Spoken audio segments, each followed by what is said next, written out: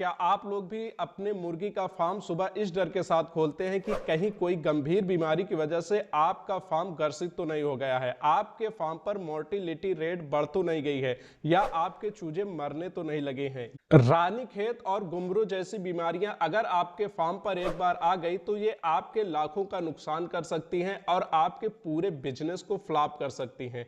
आज के अपनी इस वीडियो में मैं नासिर जिलानी, प्रवक्ता कृषि संकाय एमएमपीजी कॉलेज कालाकांकर, आप लोगों को इन रोगों से बचाने का सही तरीका भी बताऊंगा और साथ में वो 3 गलतियां भी बताऊंगा जिसके वजह से आपकी वैक्सीन काम नहीं करती है। मतलब यह है कि वैक्सीन देने के बाद भी आपके फार्म पर मोर्टिलिटी रेट कम नहीं होती है। तो वीडियो में अंत तक बने रहिए। किसान भाइयों, सबसे पहले हम चलते हैं वैक्सीनेशन के महत्व और इसके गणित को समझ लेते हैं। वैक्सीन बहुत ज्यादा महंगी नहीं होती, मुश्किल से 2 से 3 रुपए की वैक्सीन पड़ती है। अगर हम बात करें इसके महत्व की तो ये इतना जरूरी होता है। कुछ रोग मुर्गी पालन में ऐसे होते हैं जिनको केवल आने से पहले रोका जा सकता है। अगर ये रोग आ गए तो इनको रोकना संभव नहीं होता। इसीलिए हम लोग पहले से ही वो विधियों को अपनाते हैं जो हमारे फार्म पर बीमारियों को आने ही नहीं देते हैं।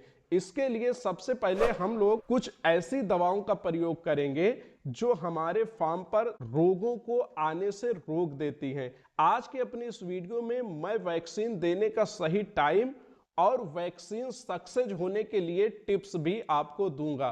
तो सबसे पहली जो वैक्सीन है हमें 7 दिन पर देनी है। जब हमारे चूजे 7 दिन के हो जाएं तो हम लोगों को लसोटा देना है। इसको हम 2 तरीके से दे सकते हैं, या तो ड्रॉप के माध्यम से मुर्गी के बच्चों की आंख में हम लोग डाल सकते हैं 1-1 बूंद, या इसके अलावा साफ सुथरे ठंडे पानी में मिला करके हम लोग पीने के लिए दे सकते हैं। किसान भाइयों, दूसरी वैक्सीन जो हमें लगानी है वो 14 दिन के चूजों पर लगानी है। जब हमारे फार्म पर बच्चे 14 दिन के हो जाएं, उस समय हमें आईबीडी का इंटरमीडिएट स्ट्रेन का प्रयोग करना है।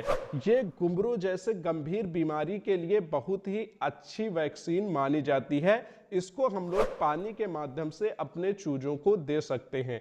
किसान भाइयों, तीसरी वैक्सीन हमें जो लगानी है वो 21वें दिन पर लगानी है। 21वें दिन पर हमें आरडी की बूस्टर डोज लगानी है, जो कि फिर से रानीखेत के लिए बहुत ही असरदार वैक्सीन होती है। रानीखेत बहुत ही गंभीर बीमारी होती है, इसके चपेट में आने से पूरा फार्म तबाह हो जाता है। अब मैं आप लोगों को बताता हूं कि आपकी वैक्सीन क्यों फेल होती है। जैसा कि मैंने अपने वीडियो के शुरू में ही ये कहा था कि आप लोगों को वो चीजें बताऊंगा जिसके वजह से वैक्सीन काम नहीं करती। तो किसान भाई गलती ये करते हैं कि वैक्सीन को गर्म कर देते हैं, यानी कि उन्हें समान टेम्परेचर पर नहीं रखते। बाजार से खुला लेकर आते हैं, फार्म में धूप में रख दिया, वैक्सीन गर्म होने से उनका असर खत्म हो जाता है। तो कभी भी वैक्सीन को हमें खुला नहीं छोड़ना चाहिए, उन्हें डार्क और कूल प्लेस पर, ठंडे और अंधकार वाली जगहों पर रखना चाहिए, जिससे कि उनका पावर बना रहे। दूसरी गलती हम किसान भाई ये करते हैं कि हम ऐसे पानी में वैक्सीन को देते हैं जिसमें क्लोरीन की मात्रा रहती है। क्लोरीन एक सैनिटाइजर होता है और वैक्सीन में वायरस होते हैं जो बीमारी से बचाते हैं। तो क्लोरीन जो है ये वायरस को मार देता है, जिसके वजह से आपकी वैक्सीन असरदार नहीं हो पाती।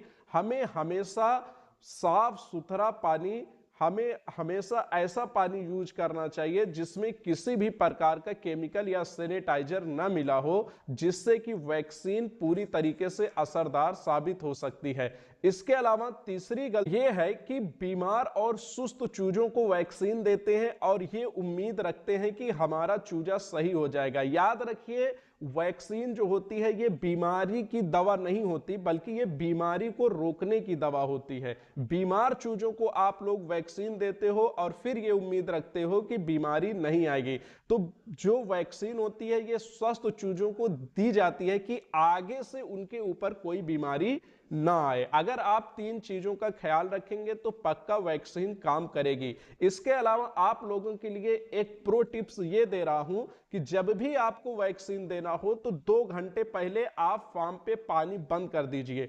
जब आप फार्म पर पानी बंद कर देंगे तो मुर्गी के बच्चे या मुर्गियां प्यासी होंगी, तो जब आप वैक्सीन दोगे तो वो तुरंत उस पानी को पी लेंगी। होता यह है कि वैक्सीन मिलने के वजह से पानी का टेस्ट कुछ बदल जाता है, तो चूजे उसको सामान्यतः नहीं पीते, लेकिन चूंकि प्यासे रहते हैं तो वो टेस्ट पर ध्यान नहीं देते और वैक्सीन वाला पानी भी पी लेते हैं। किसान भाइयों, आप लोग सही समय पर वैक्सीनेशन करिए, अपने फार्म की देखभाल करिए और हमें सपोर्ट करिए। इसी तरह की वीडियो मैं आप लोगों के लिए लेकर आता रहता हूं। मिलता हूं अपनी अगली वीडियो में। धन्यवाद।